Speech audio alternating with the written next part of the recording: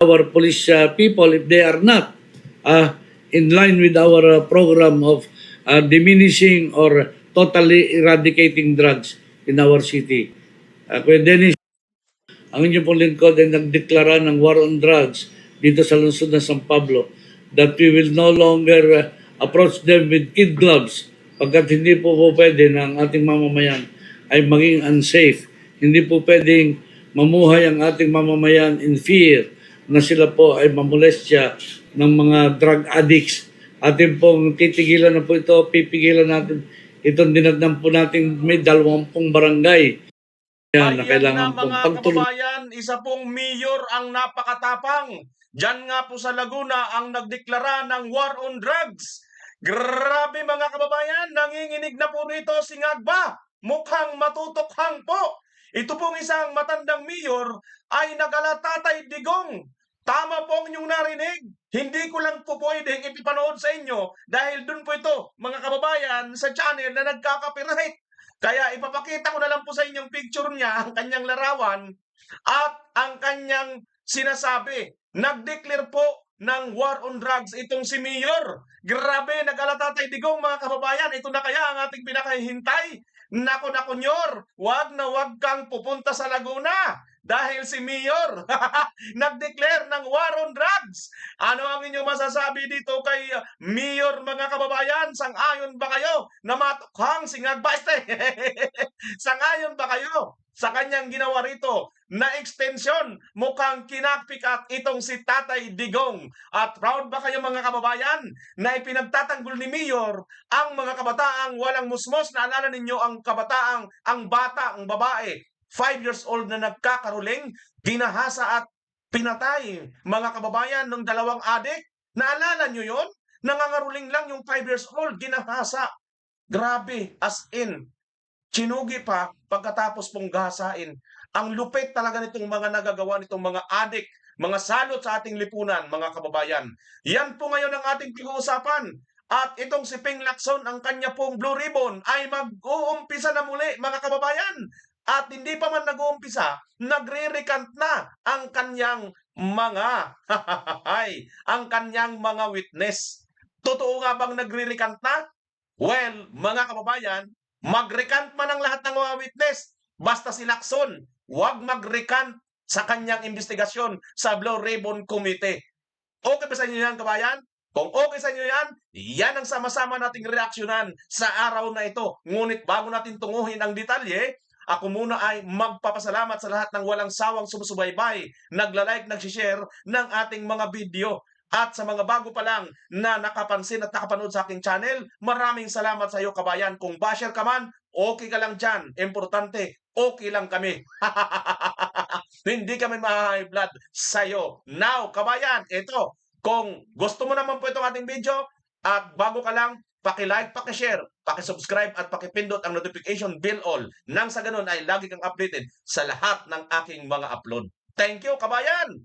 Tunguhin na po natin. At ito na, sa bandang dulo ng ating video, sa mga hindi mag-i-skip at patapusin po ito, may pa-surprise, may kunti akong pa-surpresa sa inyo. Kung gusto nyo malaman, patapusin nyo po ang video ito hanggang dulo. Ito mga kababayan, ang napakatapang na mayor ng San Pablo, Laguna, ay nag-declare ng war on drugs laban dito kay Ngagba. Ay nako, Ngagba, mukhang hindi ka na yata aabutan ng 2027. Baka mamaya, wag na wag ka talaga mapapagawi dyan. Dahil ayon sa iyong ate, ay Ngagba ka noon, Ngagba ka ngayon, Ngagba ka bukas, Ngagba ka umaga, Ngagba ka tanghali, hapunan at merienda, midnight snack. Grabe! Bueno, eto, panoorin natin at pakinggan pala ang buong detalye sa sinasabi ni Mayor. Sino-sino nga ba, Mayor? Bakit ka nga ba nagdeklara ng war on drugs dyan sa Laguna? Bakit? Mayor! Ba naman, masyado ka naman yata, Mayor. Malinis na ngayon, wala nang nagda-drugs ngayon, Mayor. Wala naman kami napapanood, Mayor, sa mga sa mga balita ng mga adik, ng mga pinapatay ng mga adik, ginagahasan ng mga adik, 8 anyos, 5 anyos, 3 anyos, 85 years old na lola, walang ganun. Mayor, bakit ka ba nagde-declare ng war on drugs? Po, matitino na po ngayon ng mga tao, Mayor. Wala na po nagdudruga sa Facebook. Matanda, babae, bata, girl boy, bakla tomboy. Wala na pong ganun. Wala po tayong nakikita sa Facebook, Mayor. Oh, bakit ka po nag-declare ng war on drugs? Masyado ka naman yata, Mayor. Unfair. Unfair ka, Mayor. Unfair. Oh, panoorin nyo si Mayor. Ay, pakinggan pala. Sorry. Ang inyong pong lingkod ay nagdeklara ng war on drugs dito sa lungsod ng San Pablo, that we will no longer approach them with kid gloves pagkat hindi po pwede na ang ating mamamayan ay maging unsafe. Hindi po pwedeng mamuhay ang ating mamamayan in fear na sila po ay mamolestya ng mga drug addicts. Atin pong titigilan na po ito, pipigilan natin. Itong dinagdan po natin may 20 barangay. Nung kami maupo na under the influence of drug 6 months ago, ito po'y dahan-dahan na po nating binabawasan ang incidence ng droga at ang Sandali mga kababayan ha, ayon kay Mayor dito ay hindi na raw sila magiging kid gloves na ng atin pong ito isinerge ano bang ibig sabihin ng kid gloves? Ibig sabihin hindi na po sila magiging malambot. Oo, magiging matigas na po. Malabakal na braso na po ang gagamitin o kamao. Hindi po yung hindi na po yung mga lalambot-lambot or malumanay na approach patungkol po dito sa war on drugs. Bakit? Mga kababayan, dahil nang umupo daw siya noong 6 months ago, kasi kapapanalo pa lang nito noong nakaraang Mayo 2025 mayor election, di ba? Nitong nakaraan lang na election. So ngayon, hindi na siya magiging kid gloves pag-approach dito. Declare na siya ng war on drugs. Good job yan, Mayor. Kasi nga po, dami na po talaga eh. O kayo ba, mga kababayan, sa inyo bang lugar, di ba nagbalikan ng mga adik? O, dyan sa Laguna, lalo na dyan kay Mayor. Tuloy natin si Mayor ha. ang alam po naman namin, wala na pong talagang nagmamanufacture ngayon ng droga sa San Pablo. Pagkat kung meron man pong incidents ng droga, ito po ang pagkaalam namin ay mga transient nagbabagsak dito at yan po ang traffic na ng droga atin pong pipigilan na dito sa lungsod ng San Pablo. Actually, Mayor, hindi kaya nabagsak sa inyo dyan yung galing doon sa Alitagtag, Batangas? Malapit lang ang Alitagtag, ang Batangas at saka Laguna, di ba? Medyo may kalapitan lang ito, Alitagtag, Batangas at saka San Pablo, Laguna. Ano mga kababayan taga Laguna, taga Batangas na mga viewers? Malapit lang ito dyan, kabatang Emeline. Si Emeline Ibuna, taga Batangas yan eh. Diyan sa Alitagtag, Batangas, medyo malapit lang yan, di ba? Naalala niyo mga kababayan yung bilyon-bilyon ng halaga na nagpahuli lang doon sa traffic enforcer. Na checkpoint lang yung excuse me, halos 9 na tonelada ang bigat. Grabe, ganun karami, ganun kabigat, ay lang tonelada, ay 2 tonelada ata yun. 9 na bilyon or 13 bilyon ang halaga ng shabu. Biruin mo yun? Saan kaya napunta na yun mga kababayan? Hindi kaya yung mayor ang napunta sa inyo yung iba dyan? Hindi, nagtatanong ng mayor kasi hindi hindi yata natin alam. Hindi natin nakita kung sinunog ba talaga yun. Sinunog ba yun talaga mga kababayan? Paki-comment nyo nga rito kung mayroon kayong napanood na video na sinunog yun. Yung ganong karaming tuni-tuniladang shabu na nahuli or na-checkpoint lang. Hindi po siya nahuli supposed to be, na-checkpoint. Kasi nga po yung driver, walang lisensya. Pilam ba naman, apam? Grabe. hindi po ngayon lang namin po ginagawa ito. Hindi pa po nakaupo ang inyong lingkod. Ay tayo po ay may mando na sa mga operative ng PIDEA na ito po ay aksyon na agad at huwag nang lumawig. Kung kaya nga po, marami nang nakukulong, marami na pong nakukuhang nasasalabat na droga dito. Milyon-milyon na po ang accomplishment ng ating police department at ng PIDEA ng San Pablo para po talagang masugpo ang insidente ng droga dito sa San Pablo na ito po ay naglilikha ng maraming karumal-dumal na krimen dito lang po, hindi lang po dito sa lungsod ng San Pablo, kundi buong Laguna at buong bansang Pilipinas ay andito po ang problemang yan na kailangan pong pagtulong-tulungan nating mga kababayan. Ano po ibig sabihin pag war on drugs? Meron pang, ano pong gagawin natin ngayon? In-intensify po natin ang lahat ng support sa ating pong PIDEA dito, ang ating pong bahay, yung rehabilitation center ay andyan po at may nagmaman po niyan para sa gayon. Yung po mga user, we try to put Naku, Mayor ha, ingat ka ha, kasi si Tatay Digong nakulong dito sa war on drugs niya. Ingat ka sa mga tarantadong mag-AJK. Yung ginawa nilang santo si Senior Magsaysay Awarde. Si Kian de los Santos. Mayor, ingat Mayor ha. Baka mamaya bigla ka nitong ipa-EJK nitong mga ito. Ha? Ganun talaga eh. Ibig sabihin, kasuhan ka ng EJK Mayor. Ingat Mayor. Pinupinuhin mo. Huwag ka Mayor tutulad kay Tatay Digong na sa bagay, medyo magkawig na rin sila, matanda na rin. Tanda rin yung mga kababayan eh. Tuloy natin ha, si Mayor. them into bring them back into the mainstream of society by rehabilitating them at yung pong wala na talaga lunas ay salpak natin sa kulungan. So, ibig sabihin po, At yung wala na talagang lunasan, isalpak. Kayo kabayan, saan nyo ba gustong isalpak itong mga talagang mga adik na wala na talagang lunas? Ayaw na talagang tumino eh. May kilala ba kayo? Ako, may kilala ako. Yung kilala ko, narinig ko lang. Kanino? Kay Senator Amy. Mula pagkabata hanggang tumanda na, hanggang ngingiwi na, hindi na nagbago. Wala nang lunas. Kasi pinapagamot na ni Senator Amy, uwi na tayo ading. Nagawid tayo nading. Haan ko pa'y kayat nagawid manang. Nag-imas da ito'y. Agsang-sangap. Grabe talaga. Pasintabi sa mga Bisayang dako, wa kasabot. Pasintabi, maluoy mo.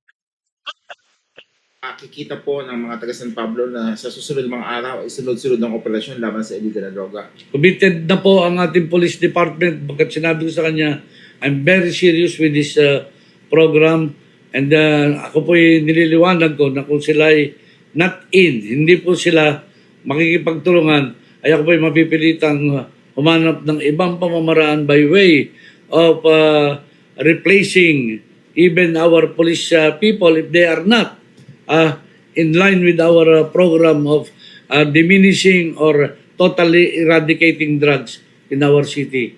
Kuya Dennis, Good job, Mayor. maraming Huwag karumaldo. kang huwag kang papatinag, Mayor. Alam ko, magandang hangarin ditong Mayor na ito para sagipin ang mga kababayan natin, ang mga mabibiktima pa ng mga adik.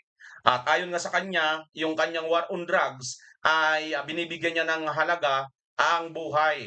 At ipaparehab nga po itong mga tao na mga adik. Now, yung mga wala na talagang silbi, sasalpak na lang, tatapon na saan na ba yun sinabi? O bahala na kayo mga kababayan, reply nyo na lang kung saan sinabi, basta ako, hindi ko alam. Pero dapat siguro talaga, lahat ng mga mayor, kopyahin itong ginawa ni Mayor. Mga kababayan, ituloy ang war on drugs. Bakit? Mayroon naman pong dahilan. Kasi marami po ang mga nababalita. Biruin nyo, 80 anyos na matandang babae may sakit pa, ginahasa ng kanyang apo. Normal pa ba yun?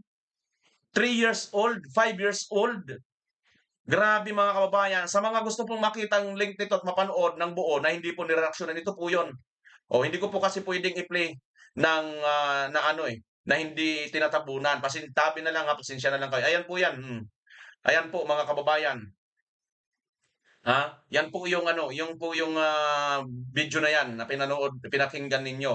Hindi ko po pwedeng i-play yan ng kitang-kita kasi alam nyo naman po itong ABS-CBN, talagang akala mo, hindi sila nakasuhan ng hindi sila natanggalan ng prangkisa dahil sa pagbabayad ng tamang buwis, no? So sila ngayon, ayaw na nila tayo pagbigyan na kumita, kaya kinukuha po nila, no? Yung copyright at pinapatik down pa talaga ang video mga kababayan. Hindi niyo mapapanood. Oo, pagka i-play natin 'yan. So, ipe-play lang namin, tatabunan namin. 'Yun ang picture naman ni Mayor 'yun. Doon pa rin naman ayun, no. Kita ninyo, pero hindi ko po ipe-play. Puntahan niyo na lang po 'yan mga kababayan kung ayaw niyo nitong ganitong may nagre-react. Tuloy-tuloy niyo mapapakinggan. Pero 'yun just the same, no. Ang ating ginagawa naman po dito para ma-enhance po ninyo kasi nga po naging passers-by lang. At saka mga kababayan, ito pa ang napaisip lang ako dito. Hinanap ko po ito kung mayroon po bang iba pa. Wala na po. Wala na po kayong makita na ano, na pupwede pang ibang nagbalita. Wala na po. Suspect in Laguna, 8 years old murder release. Grabe oh. Grabe naman, 8 years old. Matino pa bang gagawa niyan? Grade 3 student patay pag tatagain, suspect arestado. Grabe oh. Grade 3 lang. Alam mo pagka matino ka, hindi mo ito magagawa eh. Sa totoo lang, lalaki ka, matino ka, hindi mo ito kayang gawin. Oh, wala oh, mga kababayan oh, wala oh. Ito lang talaga. Ito lang ang nagbalita. Itong natanggalan lang ng prangkisa mga kababayan. So, di ko pwedeng ipapanood sa inyo, no? Pinarinig ko naman sa inyo. Siya po yun, puntahan nyo na lang. So, anong moral lesson po dito mga kababayan? Aral natin na mapupulot. Ito po ay nakuha niya po ito kay Tatay Digong. Napakaganda po talaga ng war on drugs. Aminado naman po ang lahat na kahit papaano nagkaroon po tayo ng katahimikan, kapanatagan, hindi naman po nang ganun po talaga kaubos na nalinis talaga, hindi. Pero aminado po tayo, kahit pa sino dyan, oh, nagkaroon po tayo ng kapanatagan pansamantala ng panahon ni Tatay Digong. Bakit? Kasi marami po bago si Tatay Digong naglipa na ang mga adik, bigla na lang manghihila, manggagahasa, mangi-snatch, magnanakaw, papatay. 'Di ba? Lahat ng krimen. Ha? Dahil po itong mga adik, wala na po sila sa tamang pag-iisip.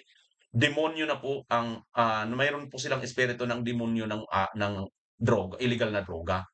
Yun po kaya nila nagagawa 'yan mga kababayan. Now, kaya ganon ngayon, ang kagandahan dito sa ginagawa ni Mayor ano, sabi niya kailangan makiisa sila. Kung ayaw nila makiisa ay 'di ba, maghahanap si Mayor ng ibang dapat makiisa. At napakatapang po nito ni Mayor na ito. Katulad ni Tatay Digong, may mga programa po 'yan, linalagay po sa rehabilitation center. Ang problema po sa iba, siyempre wala na po sa tamang katinuan. Yung iba nga 'di ba nakikita ninyo tumutulay sa alambre ng ano, ng alambre ng kawan ng kuryente 'di ba? Dami, namamatay na lang dun sa ibabaw ng kuryente. 'Di ba nakukuryente, yung iba tumatalon. Kasi wala na po sa katinuan. Siyempre, yun mga yun marami lalaban. Eh, ikaw ba naman pulis, ikaw gusto mo lang magpatupad ng ano, eh, mayroong baliw na adik, eh, gusto mo ba ikaw paunahan? Gusto mo pa tapos yung adik pang magiging santo? Yun bang gusto mo?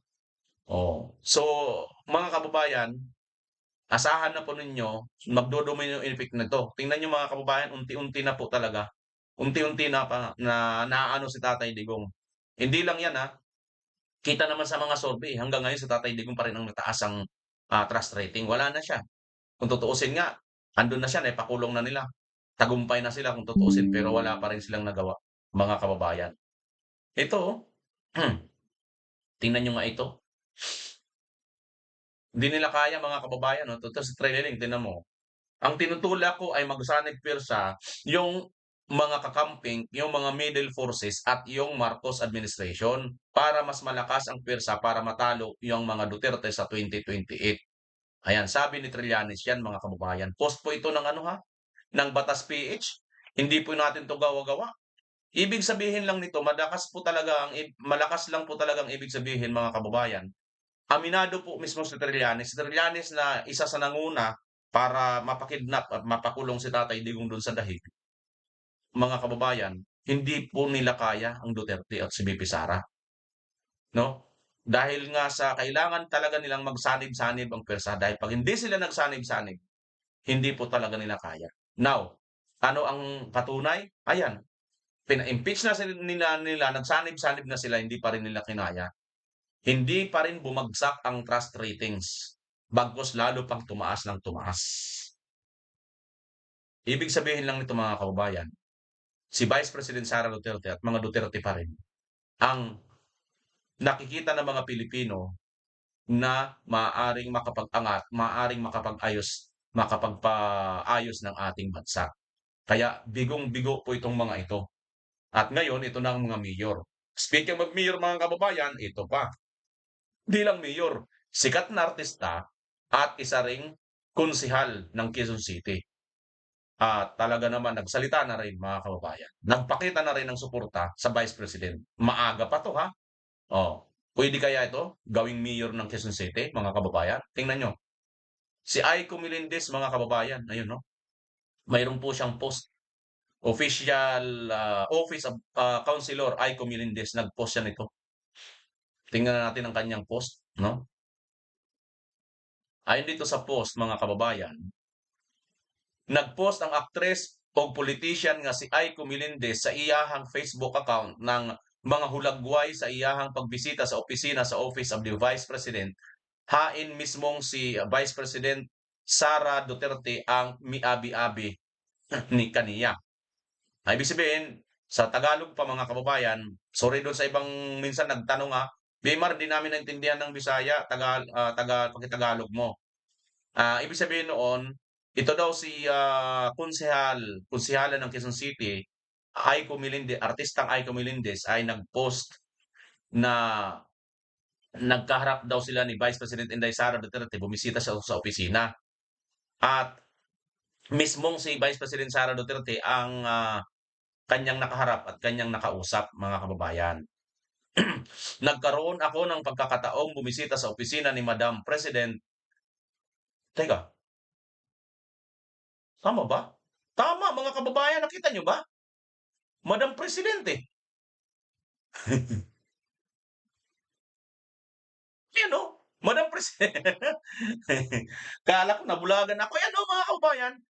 Sabi ni sabi ba JMM ito JMM Super Radio Davao, mga kababayan na nag-post eh. Basahin ko lang Nagkaroon ako ng pagkakataong bumisita sa opisina ni Madam President Inday Sara Duterte at magkalaka. Konsehal Aiko Melendez, yari ka kay BBM. Ito, nagulat ako, mga kababayan. At nagkaroon ako ng isang makabuluhan at pusong pag-uusap. Isa sa mga labis kong hinangaan ay ang kanyang pagiging simple at mapagpakumbaba. Napaka-accommodating niya at napaka-candid. Kausap, walang arte. Totoo at bukas ang loob. Nakakagaan ng pakiramdam na makausap ang isang leader na marunong makinig at may malasakit. Maraming salamat sa oras, sa mga pananaw na ibinahagi at sa isang makabuluhang pagkikita. Salamat sa iyong oras po. Makakaasa po kayo ng patuloy na aking respeto at paghanga po. Ayan, mga kababayan. Si Konsehal Aiko Melendez ay nag-post ng ganito. Tinawag niyang Madam President eh. Ayan Madam President Inday Sara Duterte. Tingnan niyo mga picture, mga kababayan. Ayan Madam President eh. The future President and Mayor of Quezon City. Sabi ng isang nag-comment. Oo nga.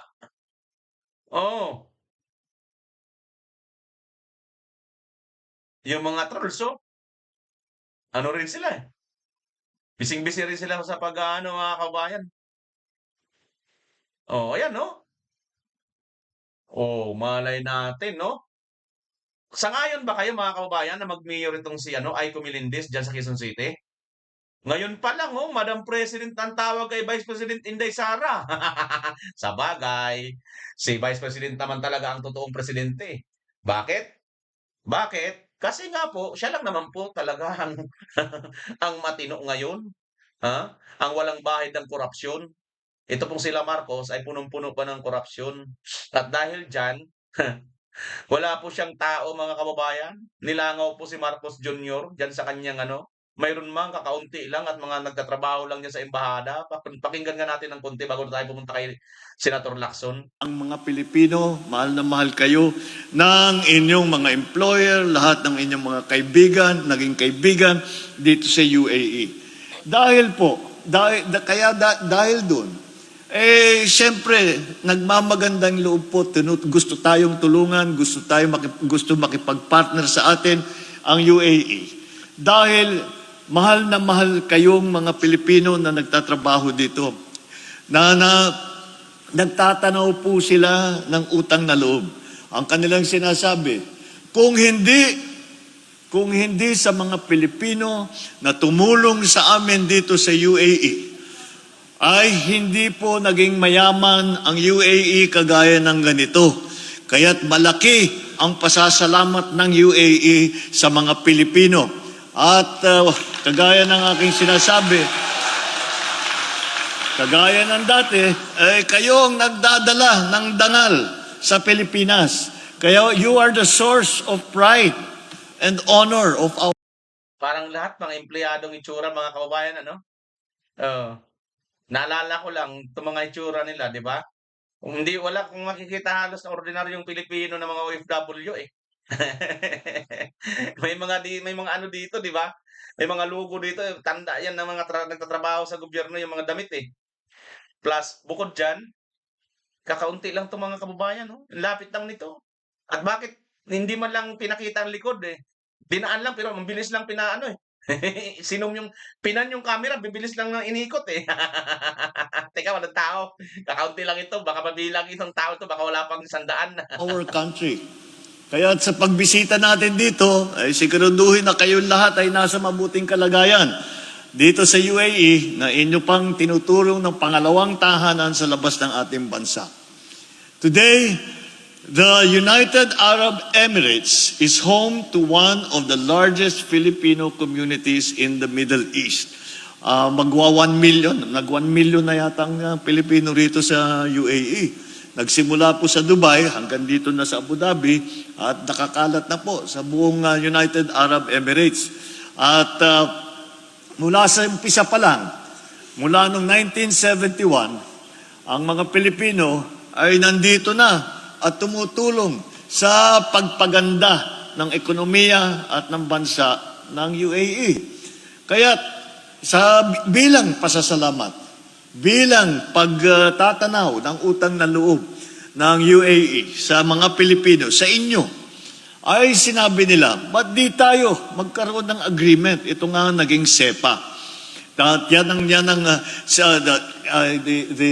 it is a comprehensive Economic Partnership Agreement. Yan pong ibig sabihin ng SEPA.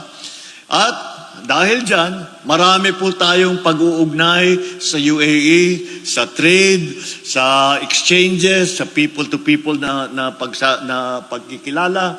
Yan po ay naging bunga nga ng inyong napakagandang trabaho dito at ang pagtaas ninyo ng reputasyon ng mga Pilipino dito sa UAE ay kasama na rin po lahat po ng mga OFW, hindi lamang dito sa Middle East, kung hindi sa buong mundo. Grabe mga kababayan, no? Kaunti lang ang tao, no? Ilang piraso lang yung tao sa totoo lang. Tapos, ito, inaantay ko talaga, sino bang pinupuri niya? Yung mga Pilipino o yung UAE? Pero ang tanong, pinuri mo man ang Pilipino dyan, mga OFW, pinuri mo man ang pumuri man dyan ay mga taga-UAE o yung UAE sa mga Pilipino, ano naman ang nagawa mo? Ano ang binibigay mo sa ating mga kababayang OFW? Wala mga kababayan, ano? Kaya yan ang resulta. Wala man lang sa iyo ano-ano yung kamur-amur ang mga OFW. At saka mga Pilipino dyan, ako, pagkakaguluhan yan, pag si Tatay Digong nandyan dyan, gulo, napakaraming naghihiyawan, takbuhan, yakapan, kay Tatay Digong, di magkamayaw. Ikaw, mga ano yan, yung mga empleyado karamihan sa nandyan, ano, tas kakaunti lang. Pagkatapos mga kababayan, yun talagang napansin ko, no? Wala man lang siyang parang, dapat sana yung parang, ito ang magagawa ko sa inyo ha, mga OFW. Oh, katulad pa kay Tatay Digong, kung sino dito sa inyo mag-api-api, sumbong nyo sa akin. Ganon, di ba? Si Tatay Digong ganon eh. Yung pinakita niyang message na nung minsan parang may naalala ako na mayroong kababayan natin dyan na parang dinisgrasya dyan. Yung sinilid yata yung sa freezer. Nagalit si Tatay Digong. Hindi binigyan ng mga OFW yung mga yan. Di ba umiyak yung bansang nagmakaawa? Di ba? Binigyan talaga ni Tatay Digong ng leksyon. Pagkatapos, ilan pang mga OFW ang nailigtas sa Tatay Digong? Napakarami. Kaya ganun po kamahal si Tatay Digong. Pag bumibisita si Tatay Digong sa ibang bansa, lalo na sa mga maraming mga OFW na mga trabaho, order yung trabaho, karamihan diyan kasi sa Middle East, talagang sa tingin ko lang ito sa akin lang naman, di ko alam sa yung totoong datos. Pero sa tingin ko, pagdating sa Middle East, mas marami tayo yung mga kababayan natin na medyo kasambahay ng trabaho. Bukod sa mga lalaki, kasi mga lalaki, mga skills, di ba, sa construction, yung kung ano-anong kanilang skills, welder, kung ano pa. Pero karamihan po, mabababa ang trabaho ng ating mga kababayan OFW. Nangangailangan po yan ng tulong. Una pong mga tulong ma-secured, Mr. Pangulo, na mayroon silang matakbuhan kung saan sila pupuntang sakasakaling maltratuhin sila ng amo. Napakaraming ganun. Yun dapat ang isa sa i-ano mo. Wala na yung mga kung ano-ano mga matamis sa salita mo. Hangang-hanga ang mga UAE sa inyo. Ano naman, malalaman ba nila yan? Hangang-hanga sila. Ay marami dyan mga di ba? Nang re-rape na mga katulong eh. Ginagahasang mga katulong, binubugbog, minamaltrato. Yun sana ang bigyan mo. Baka sakali, mahalin ka pa ng OFW. Tapos ngayon, nagtataka ka na ang mga OFW, mahal na mahal si Tatay Digong. Wala ka kasing ginagawa eh. Ayan mga kababayan. So ito, punta na tayo dito kay Lacson. Mukhang magbabalik ng Blue Ribbon, kaso nga lang, mukhang magre-recant yata mga kababayan itong kanyang mga witness. No? Magre-recant yata itong kanyang mga witness. So panoorin natin itong presko ni Lacson mga kababayan. Okay, before Marlon, ihabol ko lang. According to the lawyer of Alcantara, he is not recanting his prior statement. False and misleading daw po yung nag-circulate online na magre-recant yung BGC boys. So sir, ano yung possible din talaga na may mga puwersa o influential people na kumakausap sa kanila? Yun ang gusto natin malaman. Sa kabila ng pagtanggi ng abogado ng kampo ni Alcantara, gusto pa rin natin malaman ano yung may mga attempt pa na nangyari para sila'y mag-recant. At kung meron, sino? At kung sino, bakit? Kaya ganun pa rin. Gusto pa rin natin maliwanagan yung istorya behind the reports na nag-recant na o nagpaplano mag-recant. Sina Alcantara, si Bryce Hernandez. Kaya ipapatawag uli natin sila, yung BGC boys. Para marinig mismo sa kanila, para ma-record ng Blue Ribbon Committee ano yung naging dahilan kung bakit lumabas yung ganito mga reports. Pero may Yan, dapat ipatawag nyo yan. Kasama na si Gutesa. Ipatawag mo para mailabas na si Gutesa. Ano nang nangyari kay Gutesa, mga kababayan? Ako naawa ko kay Gutesa. Naawa ko talaga kasi alam ko po na gustong magpakabayani ni Gutesa na kilos lang ang kanyang konsensya. Bilang isang alagad kawal ng mga Pilipino, bilang isang proud na kawal na bayani, na konsensya itong si Sergeant Gutesa. Pero ang nangyari, ayon sa mga report, sinasabi nila, Mike Defensor, na mukhang ito daw ay dinidetain na ng illegal. Hostage na mga kababayan. So nakakatakot, nakakainis lang dahil itong mga tao na makakatulong sana para masolusyonan at mapanagot ang mga magnanakaw sa ating gobyerno, tila baga, sila pa ngayon ang naiipit, sila pa tuloy ang napaparusahan, mga kababayan. info ho ba kayo na may nag-a-attempt talagang kausapin sila to convince them to recant? Well, that's normal for the camp of those being implicated na makipag-usap kasi yun ang mga iniisip nilang pwedeng magpabagsak sa ebidensya laban sa mga na-implicate. Normal lang yun. Gusto natin maliwanagan, although sinabi ko na rin na hindi stand-alone yung kanilang testimonies kasi pwede itong maibangga do sa mga other corroborative documentary evidence pati ibang testimonya ng ibang testigo. So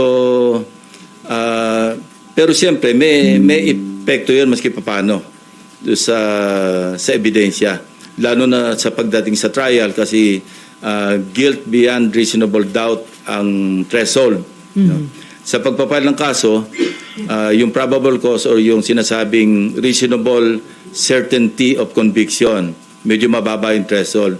Pero pagdating sa husgado, napakabigat nun. Guilt beyond reasonable doubt ang kinakailangan. So, lahat ng ebidensyang kailangan maisalang sa korte, kailangan nandoon. So, still, kailangan pa rin na naandyan yung matibay na testimonya ng mga sina Alcantara, Bryce Hernandez, JP Mendoza, para talagang masolidify yung kaso sa korte. At sila nandito pa rin, sir, sa Senate custody. Nandiyan pa rin nila. sila, oh. So kung meron man nakikipag-usap, possible ba yun kung nakadetain sila? Hindi naman kailangan direktang kausapin sila. O pwedeng sa Lawyer to lawyer. Oh. Okay, Marlon, and then Amean. And then Amor. Sir, yung former secretary mo naman, sir, yung information, sir, niya na intentionally mali yung sinabit niya recording. Yes, very reliable. Sir, may witness, sir, na harap to testify on that. Meron. And what do you make of that, sir? Well, deliberate. Ibig sabihin, no-cover up niya talaga. Kaya looking back, naalala ko, meron siyang binanggit tungkol sa ilahad ko sa aking privilege speech doon sa nauhan. Ang sabi niya, mali raw yung grid coordinates. Although sigurado kami kasi personal naming pinuntahan ng teams namin yung mismong ghost flood control project. At nakausap mismo yung barangay chairman, mga tao doon, na talagang merong nakalaan na proyekto na hindi nagawa. No? So, doon pa lang, kasi nag-flashback sa akin yun eh. Kaya pala, sinasabi niyang ang grid coordinates daw mali, yung pala, nasa utak niya, alam niyang minali niya. Hindi naman kami, kasi at that time, sa privilege speech ko, wala pa naman yung sumbong sa Pangulo website eh. At least yung first privilege speech. So nag-relay kami sa sarili naming sources. But eventually, I think sa second namin, nag-relay kami sa sumbong sa Pangulo. So, ganito kasi yung istorya. Ang unang report, 421 out of 8,000, di ba? So yun, bloated yun. Why? Because when the AFP, yung composite team or teams ng AFP, PNP, yung DepDev, kung pupunta sila sa isang lugar para mag-inspeksyon ng suspected ghost flood control projects at mali yung grid coordinate, siyempre wala sila makikita ng project. So i-report nilang ghost yun. So ang outcome, masyadong bloated yung 421. So substantially, lower dapat yung bilang ng ghost flood control projects. Yun ang naging resulta nun.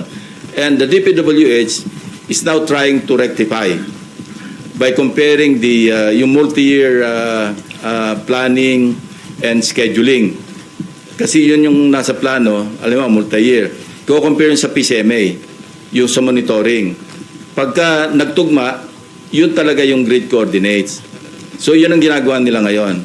At merong isusupina namin doon sa STECOM tulad ng sinabi ko kanina, yung DPWH. Nag-usap na kami ni Secretary Vince Dizon tungkol dito.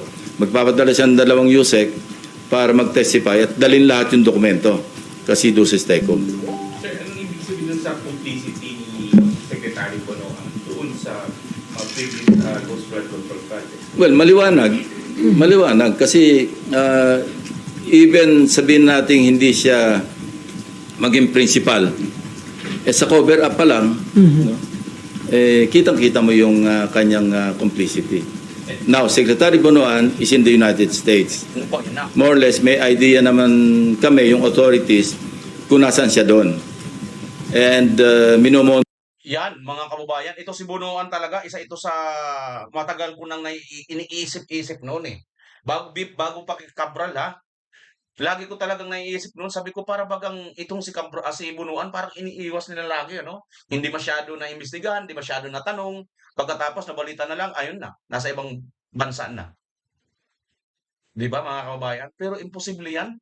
Siya yung sekretary ng DPWH. Pagkatapos wala siyang parang pakiramdam natin, para bang iniiwas siya na parang sinasabi wala siyang alam-alam. Hugas kamay. Ang hirap, 'di ba? Nangyari lang lahat ito, hindi mo alam, ikaw ang pinaka-head. Ang hirap, mga kababayan. Parang si si Martin, nagnakaw lahat ang mga alipuris niya nagnakaw, pero siya hugas kamay. Ano talaga? Monitor naman siya ng ating embahada ron. So kung may lalabas na warrant para sa kanya, and kasi papadala namin siya ng subpoena. At siyempre, hindi siya makakarating, makokontempt siya at pa-issuean din namin ng warrant. Even in the absence of a judicial warrant, we can request the proper authorities para maibalik siya sa Pilipinas. Sir, may criminal liability ka, tingin nyo yun sa pag-cover up niya. Hindi lamang doon kasi sabit na nga siya, di ba? In-implicate na siya ni Bernardo na tumatanggap siya, binadalan siya ng 1 billion pesos doon sa sinasabing listahan na hinandle ni Bernardo. So, kumbaga minor lang itong pag-cover up niya sa complicity o sa criminal case o cases na haharapin niya. So Sir, sa halip na makipag-cooperate, nag-submit pa siya deliberately ng incorrect. Well, that's part of misleading Malacanang. Kasi yung sinabit niya sa PMS, yun nga, incorrect. And this information came precisely from the DPWH. Kasi na-check nga nila na mali-mali. Kung isa o dalawa lang yung mali, pwedeng inadvertently na-omit, o kaya nagkamali. Pero katakot-takot daw talaga. Ang kita nila na deliberate yung pagsasubmit ng mali-maling grid coordinates. So, sir, lalo isipin lang- mo, sumbong sa Pangulo, niloko niya pa. So lalo lang inilubog ni Secretary Bonoan yung sarili niya dito sa issue. Akala niya makakalibre siya. Pero yung records, hahabulin ka ng paper trail eh. Like for example, halimbawa si Speaker Romualdez, sa ngayon, as we speak, sasabihin ko pa rin, wala naman talagang directamenting nag-implicate sa kanya except Gutesa. Matibay sana kung si Gutesa na andyan, nagpunta sa DOJ, sa Ombudsman, at nag-affirm ng kanyang affidavit. Pero dahil wala siya, ngayon, kung meron si Senator Amy na ebidensya mapapakita, most welcome siya mag-attend. Huwag niyang kaming siraan na pinagbabawalan na implicate si former Speaker Romualdez. Kaya sa Lunes, kung meron siya pinanghawakan, pumunta siya, kung gusto niya, bibigyan ko siya ng isang oras para ilahad-lahat yung kanyang ebidensya kung meron. So sir, may nag-volunteer sa inyo para ibigay yung info tungkol doon sa biniling property ng... Yeah, may actually nag-volunteer. meron. Kaya nga pinaparents ko na kung pwedeng makausap yung dating may-ari para siya na mismo yung magsabi ng Detalye. ng mga detalye. Ang meeting nyo before January 19. Pinipilit kong before Monday. Para kung sakali pwede siya mag-appear online. Correct. 19. Okay, Mean.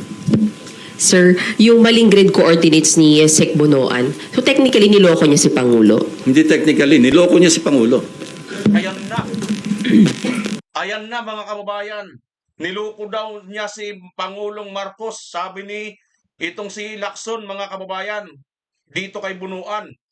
Laglagan na talaga ito mga kababayan. Pero ang nakakainis lang nakakainis lang kasi nung pa ito eh. Niloko niya na si Pangulo eh. So ibig sabihin, may mali na dito. Mayroon na dito biro mo Pangulong niloko. Ano bang ginagawa ng Pangulo?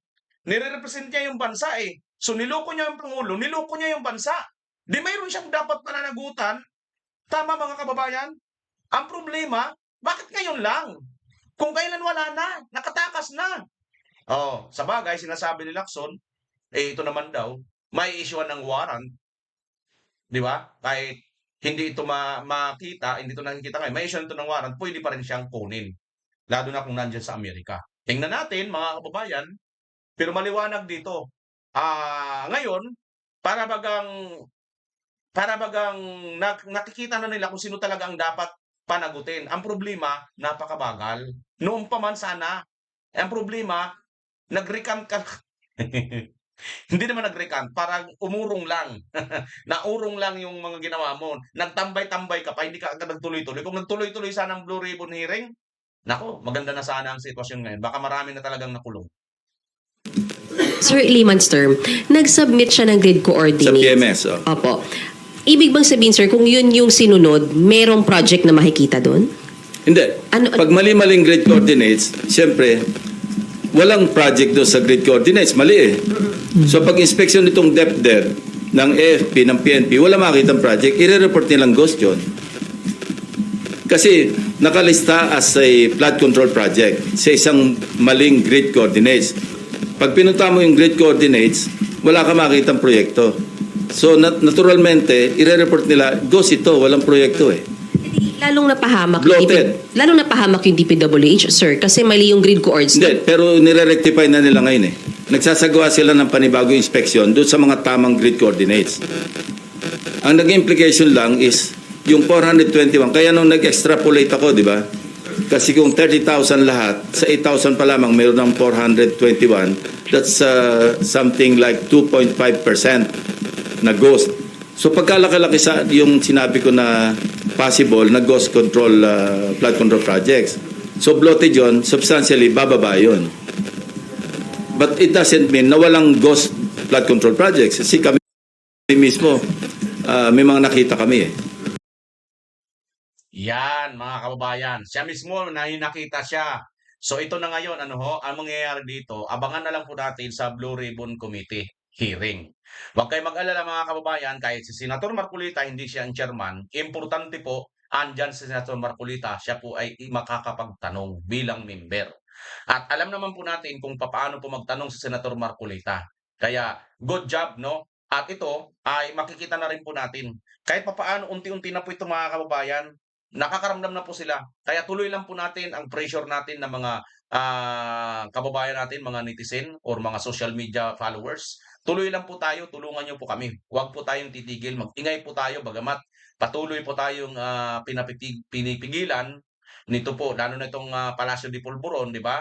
Ayon nga doon sa mga report na mayroon silang binabayaran ng mga troll farms, no? Para lang po gibain at hindi lang yan di ba? Si Antigler nga magbibigay ng kaso, magkakaso, si Torre, lahat nanggagawa sila ng kaso, pati pa si si Remulla, yung kanyang pangsariling hay nako, lahat na lang mga kababayan, manggigipit na lang sila at manggigipit, mangiipit na lang sila at mananakot.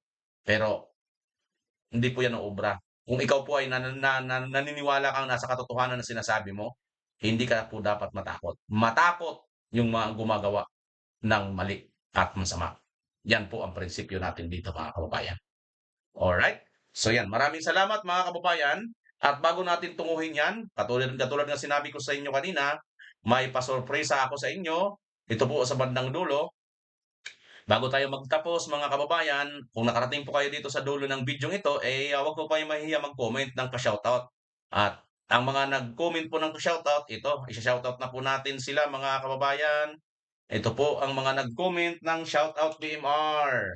Ayan, sabi dito sa video natin kahapon, taga-Katbalogan ako. Yes, mga kawatan doon, hindi lang provincial na municipal official, congressman, mayor, governor, pati mga head of office na other employees of national agencies.